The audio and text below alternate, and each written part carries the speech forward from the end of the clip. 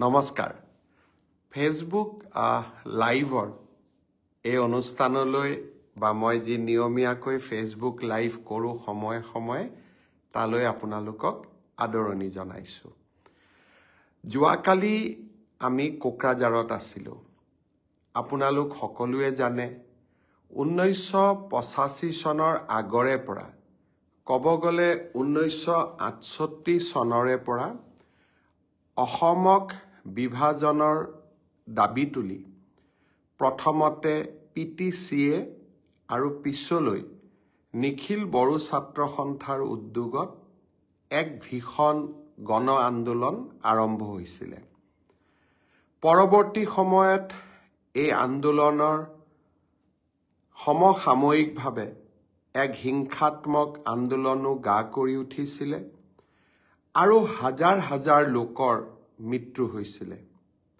সাম্প্ৰদায়িক সংঘৰ্ষ মানুহৰ ঘৰ বাৰী জ্বলাই দিয়া বড়ো অনাবড়ো সংঘাত এই এনে ধৰণৰ পৰিৱেশে বড়োলেণ্ড অঞ্চলত অত্যন্ত স্পৰ্শকাতৰ কৰি ৰাখিছিল 2019 চনত প্ৰধানমন্ত্ৰী নৰেন্দ্ৰ মোদী ডাঙৰীয়াৰ উদ্যোগত আৰু গৃহমন্ত্ৰী অমিত শাহ ডাঙৰীয়াৰ মাৰ্গদৰ্শনত বড়ো চুক্তি স্বাক্ষৰিত হয় নিখিল বড়ো ছাত্ৰ সন্থা বড়ো সাহিত্য সভা এনডিএফবি সকলোৰে প্ৰচেষ্টাত আজি বড়োলেণ্ড এক শান্তিৰ দ্বীপলৈ ৰূপান্তৰিত হৈছে যি কোকৰাঝাৰত এদিন অসমক বিভাজন কৰাৰ বাবে আন্দোলন হৈছিল যি অসম বিভাজনৰ আন্দোলনৰ পৃষ্ঠভূমি আছিল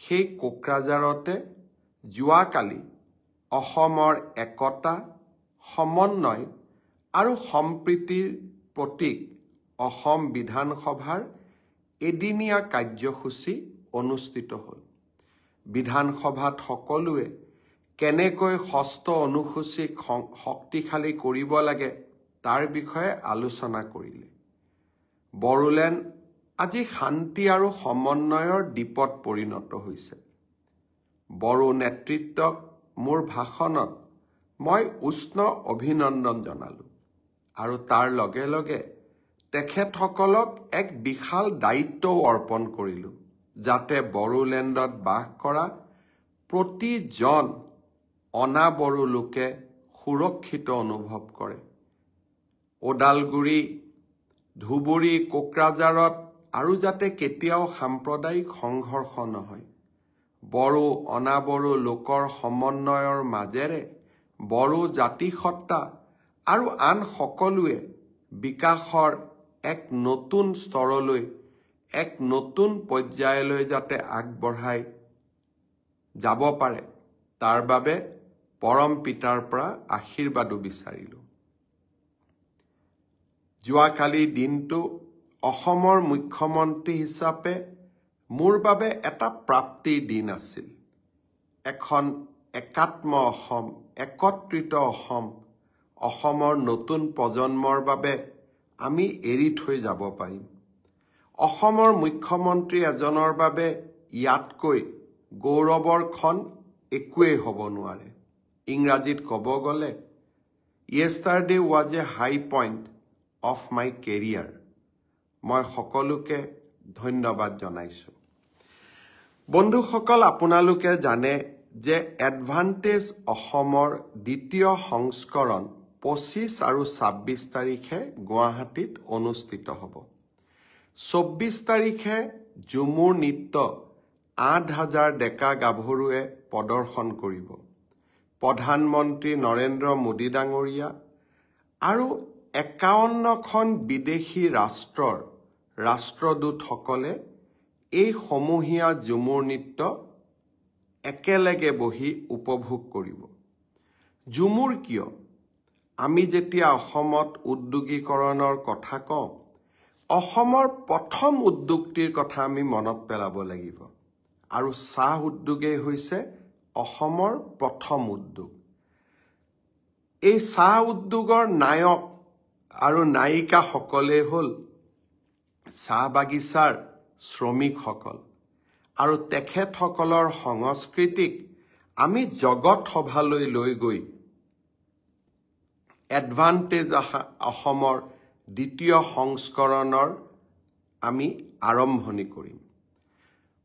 25 তাৰিখে প্ৰধানমন্ত্ৰী নৰেন্দ্ৰ মোদী ডাঙৰীয়াৰ উপৰিও বিশিষ্ট উদ্যোগপতি টাটা সঞ্চৰ পৰিচালন সঞ্চালক এন চন্দ্ৰশেখৰন, ৰিলায়েন্সৰ পৰিচালন সঞ্চালক মুকেশ ধীৰুভাই আম্বানী, এছআৰ গ্ৰুপৰ উপাধ্যক্ষ প্ৰশান্ত ৰুয়া, জিন্দাল সোৱেলছৰ অধ্যক্ষ সজ্জন জিন্দাল, গৌতম আদানী আৰু আমাৰ দেশ বিদেশৰ আৰু অসমৰ উদ্যোগপতিসকলৰ সমাৱেশত, অনিল আগৰৱালাৰ দৰে উদ্যোগপতিসকলৰ সমাৱেশত এডভান্টেজ অসমৰ দ্বিতীয় সংস্কৰণ আৰম্ভ হ'ব। চৰকাৰী চাকৰি আমি যিমানেই নিদিওঁ কিয়, অসমত যদি নিবনুৱা সমস্যা আমি সমাধান কৰিব লাগে, উদ্যোগীকৰণৰ এটা বাতাবৰণ আমি নিৰ্মাণ কৰিবই লাগিব। কাৰ্যকালৰ আৰম্ভণিতে মই মনত সিদ্ধান্ত লৈছিলোঁ, যদি ভগৱানে শক্তি দিয়ে 5 বছৰত অসমৰ উদ্যোগীকৰণৰ এক নতুন বাতাবৰণ নিৰ্মাণ কৰিম। সিকিউৰিটি গাৰ্ডৰ কাম কৰিবলৈ বা ইঞ্জিনিয়াৰৰ কাম কৰিবলৈ অসমৰ যুৱক যুৱতীসকল পিতৃ মাতৃৰ পৰা আঁতৰি থাকে। তেওঁলোকক কেনেকৈ আকৌ পিতৃ মাতৃৰ ওচৰলৈ উভতাই আনিম? এডভান্টেজ অসমৰ লক্ষ্য তাতেই লুকাই আছে। মই ভাবোঁ এইবাৰ এডভান্টেজ অসমৰ দ্বিতীয় সংস্কৰণৰ জৰিয়তে আমি অসমত উদ্যোগীকৰণৰ এক নতুন ধাৰা, এক নতুন বিপ্লৱ আমি আৰম্ভ কৰিব পাৰিম। মই অসমবাসী ৰাইজৰ আশীৰ্বাদ বিচাৰিছোঁ। বৃহৎ উদ্যোগৰ লগতে অসমৰ কেনেকৈ থলুৱা যুৱক যুৱতীসকলে ক্ষুদ্ৰ উদ্যোগ নিৰ্মাণ কৰিব পাৰে, বেংকৰ পৰা কেনেকৈ লোন পাব পাৰে, তাৰ বিষয়েও 26 তাৰিখে ভাৰতৰ বিত্তমন্ত্ৰী নিৰ্মলা সীতাৰমণ আৰু ষ্টেট বেংকৰ চেয়াৰমেন আৰু ভাৰতৰ আটাইবোৰ বেংকৰ শীৰ্ষস্থানীয় বিষয়াসকলৰ উপস্থিতিত আমি সুন্দৰকৈ এখন আলোচনা চক্ৰও অনুষ্ঠিত কৰিম। বৃহৎ উদ্যোগ, মজলীয়া উদ্যোগ, ক্ষুদ্ৰ উদ্যোগ সকলোৰে বিকাশৰ বাবে আমি কাম কৰিম। মই 2 এদিনত দেখি আছিলোঁ গাহৰি পালকসকলৰ মনত চিন্তা যে বৃহৎ উদ্যোগপতিসকল আহি গাহৰিৰ বজাৰ দখল কৰিব নেকি। মই আপোনালোকক প্ৰতিশ্ৰুতি দিছোঁ যে সমাজে বেয়া পোৱা আৰু আমাৰ যুৱক যুৱতীসকলৰ স্বাৰ্থৰ বিৰোধী কাম আমি একোৱেই নকৰোঁ। যদি কোনোবা উদ্যোগপতি আহিলে আমাৰ উদ্যোগ বিপদগ্ৰস্ত হয়, আমি তেনে উদ্যোগীক কিয় অসমলৈ মাতিম? আমাৰ স্বাৰ্থই বা ক'ত? মই গাহৰি পালকসকলকো আশ্বাস দিছোঁ যে আপোনালোকৰ স্বাৰ্থৰ বিপৰীতে আমি কাকোৱেই অসমলৈ মাতি নানো। ইয়াৰ লগে লগে যেতিয়াই উদ্যোগ স্থাপন হ'ব, জাগিৰোডৰ এটা ছেমি কণ্ডাক্টৰ ইণ্ডাষ্ট্ৰীয়ে আমাক 27,000 নিযুক্তিৰ সুবিধা দিব। এনেকৈ যদি অসমত 10টা উদ্যোগ স্থাপন হয়, 2,70,000 ল'ৰা ছোৱালীয়ে চাকৰি পাব। আমি আশা কৰিম অসমলৈ সেই সোণোৱালী দিনটো উভতি আহক। আপোনালোকে লক্ষ্য কৰিছিল যে যোৱা কেইটামান দিনত মই ভূটান, জাপান, দক্ষিণ কোৰিয়া আৰু ছিংগাপুৰো ভ্ৰমণ কৰিছিলোঁ। এই চাৰিওখন ৰাষ্ট্ৰৰে শক্তিশালী প্ৰতিনিধি দল এডভান্টেজ অসমৰ দ্বিতীয় সংস্কৰণত যোগদান কৰিব। জাপানে আশা কৰে যে জাপান আৰু ভাৰতৰ যি মৈত্ৰীৰ সম্পৰ্ক, সেই মৈত্ৰীৰ সম্পৰ্ক সন্মুখত ৰাখি আমি অসমৰ যুৱকসকলকো জাপানত কাম কৰিবৰ বাবে আমি সুবিধা দিব পাৰোঁ। তাৰ বাবে প্ৰয়োজন জাপানীজ লেংগুৱেজ শিকাৰ, জাপানীজ লেংগুৱেজ টেষ্ট চেণ্টাৰ নিৰ্মাণ কৰা। আমি এডভান্টেজ অসমত তাৰো ভাল খবৰ আমি পাম। ছিংগাপুৰলৈ মই গৈছিলোঁ। আমাৰ উদ্যোগত 17 গৰাকী নাৰ্ছক আমি ছিংগাপুৰত কাম কৰিবলৈ পঠাইছিলোঁ। তাৰে দুগৰাকীমান এনেকুৱা আছিলে যিসকলে চৰকাৰী খণ্ডত নাৰ্ছৰ কাম কৰি আছিলে, কিন্তু তেওঁলোক ছিংগাপুৰলৈ গৈছিল। আৰু মই তেওঁলোকক সুধিছিলোঁ অসমলৈ ঘূৰি যাব নেকি। তেওঁলোকে মোক কৈছিল, ছাৰ এতিয়া ভালকৈ উপাৰ্জন কৰি আছোঁ, আৰু কেইটকামান উপাৰ্জন কৰিহে অসমলৈ উভতি যাম।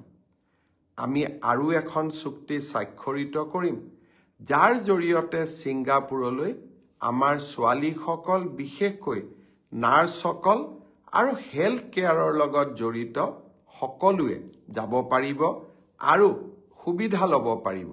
প্ৰয়োজন ইংৰাজী জনাৰ। মই আশা কৰোঁ আমি এনেবোৰ নতুন নতুন কামেৰে এডভান্টেজ অসম দ্বিতীয় সংস্কৰণখন আমি সফল কৰি তুলিব পাৰিম। মই সকলোকে পুনৰ এবাৰ সহযোগিতাৰ আহ্বান জনাইছোঁ। যোৱা পৰহি দিনা সদৌ অসম ছাত্ৰ সন্থাৰ সৈতে আমাৰ দীঘলীয়া আলোচনা হৈছিল। অসম চুক্তিৰ 6 নম্বৰ দফাক কাৰ্যকৰীকৰণৰ ক্ষেত্ৰত আমি কিছু বলিষ্ঠ পদক্ষেপ গ্ৰহণ কৰিবলৈ সিদ্ধান্ত কৰিছোঁ। কোনো লোকৰে কোনো জাতি সত্তাৰে অসুবিধা নোহোৱাকৈ আমি সুন্দৰ কৰি 6 নম্বৰ অনুচ্ছেদ ৰূপায়ণ কৰাৰ বাবে সিদ্ধান্ত গ্ৰহণ কৰিছোঁ। এইবাৰৰ চলিত অসম বিধানসভাৰ অধিৱেশনতে এই বিষয়ে সদনতো মই আলোচনা কৰিম। অসমত চৰকাৰী ভাষা হিচাপে অসমীয়াক স্বীকৃতি প্ৰদান কৰা বা কাৰ্যত ইয়াক চৰকাৰী ভাষালৈ ৰূপান্তৰ কৰা। অহা বহাগ বিহুৰ পৰা অসমৰ প্ৰত্যেকখন চৰকাৰী অৰ্ডাৰ বা নটিফিকেশ্যন ইংৰাজীৰ লগতে অসমীয়া ভাষাত প্ৰকাশ পাব। 8ম শ্ৰেণীলৈ অসম বুৰঞ্জী আমি বাধ্যতামূলকভাৱে পঢ়িম, আৰু তাৰ লগে লগে ইংৰাজী মাধ্যমৰ বিদ্যালয়সমূহতো আমি অসমীয়া ছাবজেক্ট বা বিষয় আমি বাধ্যতামূলকভাৱে পঢ়িম। অৱশ্যে বৰাক উপত্যকাত এনে ব্যৱস্থা প্ৰৱৰ্তন কৰা নহয়, আৰু বিটিআৰত অসমীয়া বা বড়ো দুইটাৰ এটা ভাষাৰ ওপৰতে আমি জ্ঞান লাভ কৰিলেই হ'ব। ঠিক তেনেকে কাৰ্বি আলং আৰু উত্তৰ কাছাৰ জিলাতো আমি কোনো ধৰণৰ বিষয় বাধ্যতামূলক কৰিব বিচৰা নাই। আৰু ইয়াৰ সমান্তৰালভাৱে অসমৰ ৰাজহ প্ৰশাসনক শক্তিশালী কৰিবৰ বাবে কৃষিৰ যিটো খণ্ড তাক চিনাক্ত কৰা, কৃষি খণ্ডত উদ্যোগ যাতে স্থাপিত নহয় তাৰ ব্যৱস্থা কৰা, নিৰ্বাচিত ৰেভিনিউ চাৰ্কুলত অকল থলুৱা আৰু খিলঞ্জীয়া মানুহে মাটি কিনা বেচাৰ অধিকাৰ লাভ কৰাকে ধৰি অসমৰ জাতীয় জীৱনৰ সংৰক্ষণৰ বাবে আমি বহুতো ব্যৱস্থা হাতত ল'ব বিচাৰিছোঁ। আৰু এনে কৰিবলৈ যাওঁতে ডিব্ৰুগড়, গুৱাহাটী, বঙাইগাঁও, ধুবুৰী, তেজপুৰ, যোৰহাট, শিলচৰ এই অঞ্চলবিলাকত ইতিমধ্যে মাটি কিনা বা ইতিমধ্যে টাউন অঞ্চলসমূহত যিসকলে বিভিন্ন ব্যৱসায় কৰি আছে তেওঁলোকৰো যাতে ক্ষতি নহয় তাৰ বাবেও আমি ব্যৱস্থা কৰিম। উদ্যোগীকৰণৰ কথা আহোঁতে মই আকৌ এবাৰ আপোনালোকক মনত পেলাই দিব খুজিছোঁ, মুখ্যমন্ত্ৰীৰ আত্মনিৰ্ভৰ অসম অভিযানৰ এতিয়া আবেদনৰ সময় চলি আছে। অহা 28 ফেব্ৰুৱাৰীত এই আবেদনৰ সময় শেষ হ'ব। আজিৰ মুহূৰ্তলৈকে 50,000 যুৱকে ৰেজিষ্ট্ৰেশ্যনৰ পিছত আবেদন কৰিছে। মই ভাবোঁ যিসকলে এতিয়াও ৰেজিষ্ট্ৰেশ্যন কৰি আবেদন কৰা নাই তেখেতসকলেও যাতে আবেদনৰ প্ৰক্ৰিয়া সম্পূৰ্ণ কৰি লয়, তাৰ বাবে মই যুৱক সমাজক আকৌ এবাৰ আহ্বান জনাম। বহুতৰ মনত প্ৰশ্ন, এডিআৰিৰ ৰিজাল্ট কেতিয়া দিব? মই আপোনালোকক প্ৰতিশ্ৰুতি দিয়া অনুসৰি একেবাৰে মাৰ্চ মাহৰ 7 তাৰিখৰ আগতেই আমি এডিআৰই ৰিজাল্ট দিম। কিন্তু এডিআৰই ৰিজাল্টৰ কাৰণে আপোনালোকে উৎকণ্ঠিত হৈ থকাৰো কোনো কাৰণ নাই, কাৰণ প্ৰত্যেকখন বহি বা OMR চিট এনসাৰ কি এতিয়া আপোনালোকৰ হাততেই আছে। গতিকে সেবাই ৰিজাল্ট দিয়ক বা নিদিয়ক, আপোনালোকে নিজেই নিজৰ ফলাফলৰ আকলন এটা কৰিয়েই ল'ব পাৰে। যোৱাকালি অসম বিধানসভাত ন্যায়াধীশ বিপ্লৱ শৰ্মা কমিটিৰ প্ৰতিবেদনখনো অসম লোকসেৱা আয়োগৰ দুৰ্নীতিৰ সম্পৰ্কত প্ৰতিবেদনখনো মই দাখিল কৰিছোঁ। ন্যায়াধীশ শৰ্মাৰ প্ৰতিবেদনখনলৈ যেতিয়া চকু মেলি চাওঁ বা আমি যদি আৰু এবাৰ দৃষ্টি নিক্ষেপ কৰোঁ, এনেকুৱা এটা সময়ৰ আমি উমান পাম যিটো সময়ত অসমৰ ডেকা ল'ৰা ছোৱালীসকলৰ ভৱিষ্যতক লৈ হেতালি খেলা হৈছিল। কংগ্ৰেছ চৰকাৰৰ দিনত লোকসেৱা আয়োগৰ পৰীক্ষাই হওক, প্ৰতিটো পৰীক্ষাতে দুৰ্নীতি আৰু টকা পইচাৰ লেনদেনে দুখীয়া আৰু মধ্যবিত্ত সমাজখনৰ পৰা চৰকাৰী চাকৰিৰ আশা আকাংক্ষা বহু দূৰলৈ লৈ গৈছিল। এতিয়া মোক কিছুমান যুৱক যুৱতীয়ে সুধি থাকে, ছাৰ ৰিজাল্ট কেতিয়া দিব, ছাৰ পৰীক্ষাৰ ফলাফল কেতিয়া দিব। মই মনতে ভাবোঁ যে আজি যদি অসমত কংগ্ৰেছ চৰকাৰ থাকিলহেঁতেন, ৰাকেশ পালৰ দৰে APSCৰ চেয়াৰমেন থাকিলেহেঁতেন, কোন তাৰিখে এডিআৰই ৰিজাল্ট দিব, অসম পুলিচৰ কোনদিনা ৰিজাল্ট দিব, OMR চিট কেতিয়া দেখা পাম, এইবিলাকৰ উত্তৰ এটাই থাকিলহেঁতেন যে যিদিনাখনে আমাৰ টকা পইচাৰ লেনদেন সম্পূৰ্ণ হ'ব সিদিনাখনে আমি ৰিজাল্ট দিম। এইটোৱে কংগ্ৰেছ চৰকাৰ যদি অসমত থাকিলেহেঁতেন, আজি সকলোৱে এই এটাই উত্তৰ লাভ কৰিলেহেঁতেন। আপোনালোকে যেতিয়া মোক প্ৰশ্ন কৰে, মই যিহেতু কংগ্ৰেছ চৰকাৰৰ দিনতো এই গোটেই পৰিৱেশবিলাক দেখা পাইছিলোঁ, মোৰ মাজে মাজে মনত হাঁহিও উঠে আৰু মাজে মাজে মই চিন্তাও কৰোঁ যে আজিও যদি অসমত কংগ্ৰেছ চৰকাৰ থাকিলেহেঁতেন এই প্ৰশ্নবোৰ কোনোবাই কৰিলেহেঁতেন। কিন্তু এই প্ৰশ্নবোৰৰ উত্তৰ দি মই ভাল পাওঁ, কাৰণ আপোনালোকৰ যিমানেই মই প্ৰশ্নৰ উত্তৰ দিব পাৰোঁ, সিমানেই অসমৰ নতুন প্ৰজন্মৰ মাজত বিশ্বাস আহে যে আমি স্বচ্ছতাৰ মাজেৰে কাম কৰিছোঁ। যোৱা পৰহি দিনাখন লোকসেৱা আয়োগত এইবাৰৰ পৰীক্ষাত পাছ কৰা 200জন যুৱক যুৱতীক চৰকাৰী চাকৰিৰ নিযুক্তি পত্ৰ হাতত তুলি দি মই আকৌ এবাৰ প্ৰাপ্তিৰ আনন্দ অনুভৱ কৰিছিলোঁ। এই 200জন ছাত্ৰ ছাত্ৰীৰ এগৰাকীও মন্ত্ৰী বিধায়কৰ সম্পৰ্কীয় নহয়, এগৰাকীও চৰকাৰী শাসন ব্যৱস্থাৰ লগত জড়িত নহয়। তেওঁলোকৰ এটাই পৰিচয় আছিলে যে আমি ভাল কৰি পঢ়িছোঁ, মামাৰ ওপৰত আমাৰ বিশ্বাস আছে, পৰীক্ষা দিম আৰু আমি চৰকাৰী চাকৰি লাভ কৰিম। সেই ধাৰাবাহিকতাকে আমি অক্ষুণ্ণ ৰাখিম। এডিআৰই ৰিজাল্টৰ পিছত লাহেকৈ মাৰ্চ মাহৰ ভিতৰতে আৰু পাৰিলে আৰু আগতে অসম পুলিচৰ পৰীক্ষা আৰু আমাৰ শিক্ষক নিযুক্তিৰ যিটো প্ৰক্ৰিয়া আমি আৰম্ভ কৰিছিলোঁ তাকো আমি আগুৱাই লৈ যাবলৈ চেষ্টা কৰিম। শিক্ষক নিযুক্তিৰ কথা মনলৈ আহোঁতেই মই আকৌ এবাৰ গৌৰৱ অনুভৱ কৰিছোঁ যে অসমত 2008 চনৰ পৰা মাত্ৰ 8,000 টকাৰে কণ্ট্ৰেকচুৱেল টিচাৰৰ কাম কৰি থকা আটাইকে যোৱা 15 তাৰিখে মই নিয়মীয়া চৰকাৰী চাকৰিৰ নিযুক্তি পত্ৰ তুলি দিবলৈ সক্ষম হ'লোঁ। আকৌ এক প্ৰাপ্তিৰ আনন্দ। 1 লাখ চৰকাৰী চাকৰিৰ প্ৰতিশ্ৰুতি দিছিলোঁ, লাহে লাহে 1.5 লাখ চৰকাৰী চাকৰিলৈ মই গতি কৰিছোঁ। এডভান্টেজ অসম পাৰ হৈ যাওক, কোন পৰীক্ষাৰ কোনদিনাখন ৰিজাল্ট দিব মই ডেট আৰু সময় দুইটাই আপোনালোকক জনাম। এইকেইটা দিন এডভান্টেজ অসমক লৈ ব্যস্ত থাকিম আৰু অসমত উদ্যোগীকৰণৰ নতুন বাতাবৰণ এটা নিৰ্মাণ কৰিবলৈ চেষ্টা কৰিম। শ্ৰদ্ধাৰ ৰাইজ, এক আন্দোলন বিবৰ্জিত পৰিৱেশত আৰু হিংসাৰ পৰা বহু নিলগত অৱস্থান কৰা অসমে আজি নতুন দিনৰ সপোন দেখিব পাৰে আৰু আমি সকলোৱে সপোন দেখিম। যোৱা দুদিন ধৰি কংগ্ৰেছৰ সংসদ এগৰাকীৰ বিষয়েও বিভিন্ন আলাপ আলোচনা হৈ আছে। বহুতে মোক বিশ্বাস কৰিছে যে হয় ইয়াৰ আঁৰত কিবা কথা লুকাই আছে আৰু কিছুমানে ইয়াত ৰাজনীতিৰো গুণ পাইছে। মই ৰাইজক এটাই কথা ক'ব খোজো, তৰুণ গগৈ মন্ত্ৰীসভাৰ মন্ত্ৰী হিচাপে ময়ো কাম কৰিছিলোঁ। ব্যক্তিগত সম্পৰ্কক ময়ো সন্মান কৰোঁ।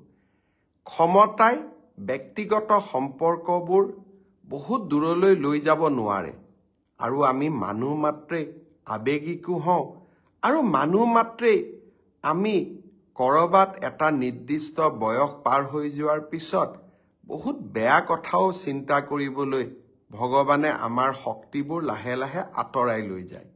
মোৰো বয়স 56 বছৰ হ'ল। শ্ৰদ্ধাৰ ৰাইজ, ব্যক্তিগত সম্পৰ্কৰ ওপৰত থাকে ৰাষ্ট্ৰৰ নিৰাপত্তা। ভাৰতৰ অখণ্ডতা আৰু সাৰ্বভৌমত্বৰ প্ৰতি যদি কৰবাত প্ৰশ্ন আহে, সেই প্ৰশ্নৰ দূৰলৈ গৈ শিপালৈ গৈ এজন মুখ্যমন্ত্ৰীৰ দায়িত্ব যাতে আমাৰ দেশৰ নিৰাপত্তাৰ ওপৰত কতোৱেই প্ৰশ্নবোধক চিন আহিব নোৱাৰে। এই বিষয়টো যথেষ্ট গভীৰ বিষয়। SIT গঠন কৰা হৈছে আৰু মই ৰাইজক প্ৰতিশ্ৰুতি দিব পাৰোঁ যে নিৰপেক্ষভাৱে আমি তদন্তৰ কামত আগুৱাই গৈছোঁ। কিন্তু তদন্ত যিমানেই আগবাঢ়ি গৈছে, বহুকেইটা ভয়াৱহ তথ্যও আমাৰ হাতলৈ আহিছে। মই ভাবোঁ যে কিছু 2 মাহ 3 মাহৰ ভিতৰত অসমৰ ৰাইজক আমি এনে কিছুমান তথ্য দিব পাৰিম, প্ৰতিগৰাকী ৰাইজে তেতিয়া উপলব্ধি কৰিব যে হিমন্ত বিশ্ব শৰ্মাই ক'তো ৰাজনীতি কৰা নাই। হিমন্ত বিশ্ব শৰ্মাই মুখ্যমন্ত্ৰী হিচাপে মাত্ৰ তেখেতৰ দায়িত্বহে নিৰ্বাহন কৰিছে। আৰু মই সঁচাকৈ ক'ব খোজো, দেয়াৰ উইল বি শ্বকিং ৰিভিলেশ্যন, গুৰুত্বপূৰ্ণ আৰু ভয়াৱহ তথ্য আমাৰ সন্মুখলৈ আহিব। অন্যথা আমাৰ জয় জয় মই আজিৰ দিনটোত মই সৰু ৰাজনীতি কৰাৰ মোৰ কোনো প্ৰয়োজনেই নাই। অসমৰ ৰাইজে বিজেপি দলক আকৌ এবাৰ চৰকাৰ পাতিবলৈ সুবিধা দিয়াটো খাটাং আৰু ৰাইজৰ বহুত দিনৰ পৰা ৰাজনীতি কৰি আছোঁ, ৰাইজৰ মৰম চেনেহ মই বুজিব পাৰোঁ। কিন্তু ৰাজনীতি কৰবাত, চৰকাৰ গঠন কৰবাত দেশৰ সাৰ্বভৌম আৰু নিৰাপত্তা অক্ষুণ্ণ ৰখাৰ প্ৰধান আৰু প্ৰথম দায়িত্ব ৰাজ্যৰ মুখ্যমন্ত্ৰীজনৰ ওচৰত। আমি তেনেকেই শপত গ্ৰহণ কৰোঁ। আৰু যোৱা 3 দিনত হোৱা ঘটনাৰাজি ই কাৰো ব্যক্তিগত আশা আকাংক্ষা, ব্যক্তিগত দেশ বিদ্বেষ পৰিপূৰণৰ বাবে নহয়, ই মাত্ৰ আমাৰ ভাৰত আৰু অসমৰ অখণ্ডতা আৰু আমাৰ নিৰাপত্তাৰ সৈতে জড়িত। আজি মই ইমানেই ক'ম। মাত্ৰ ৰাইজক মই প্ৰতিশ্ৰুতি দিম যে হিমন্ত বিশ্ব শৰ্মাই এটা যোৱা 5টা বছৰত আৰু 2014 চনৰ পৰা যদি বিজেপিৰ শাসন কোনোবাই দেখে, আমি এজনো কংগ্ৰেছী নেতাৰ ওপৰত প্ৰতিহিংসামূলক কাম কৰা নাই। কাৰণ মই ব্যক্তিগত সম্পৰ্কক বিশ্বাস কৰোঁ। কিন্তু যেতিয়া ৰাষ্ট্ৰৰ নিৰাপত্তাৰ সৈতে জড়িত বিষয়বস্তু আহে, তেতিয়া আমি ব্যক্তিগত সম্পৰ্কৰ বহু ওপৰলৈ যাব লাগিব। কাৰণ ৰাষ্ট্ৰ প্ৰথম, ব্যক্তি পিছত। আজিলৈ ইমানেই ক'ম। এডভান্টেজ অসমৰ পিছত মই দেখি আছোঁ মোক বহুতবোৰ প্ৰশ্নও সুধি আছে। কিছুমান প্ৰশ্ন মই চাই ল'ম আৰু গোটেইকেইটা প্ৰশ্নৰ উত্তৰ মই এডভান্টেজ অসমৰ পিছত আপোনালোকক দিম। বিশেষকৈ ADRE ৰিজাল্ট কোন তাৰিখে দিব, অসম পুলিচৰ ৰিজাল্ট কোন তাৰিখে দিব, প্ৰাদেশিকৰণৰ কাম কোন তাৰিখে আৰম্ভ হ'ব, এই গোটেইবোৰ ৰিজাল্ট, এই গোটেইবোৰ খবৰ, গোটেইবোৰ প্ৰশ্নৰ উত্তৰ এডভান্টেজ অসমৰ পিছত দিম। কাৰণ এডভান্টেজ অসম আৰু এই বছৰৰ বিত্তমন্ত্ৰী অজন্তা নেওগ ডাঙৰীয়ানীয়ে যি বাজেট আগবঢ়াব তাৰ বহু প্ৰশ্নৰ উত্তৰ আমি বাজেট আৰু মোৰ পৰৱৰ্তী ব্ৰডকাষ্টৰ জৰিয়তে আপোনালোকে লাভ কৰিব পাৰিব। কোনোবাই মোক কৈ আছে যে বিহালীৰ আই মাতৃসকলক আপুনি কৈ আহিছিল আপোনাৰ জন্মদিনৰ দিনা 10,000 টকা মহিলাসকলৰ বাবে প্ৰদান কৰিব।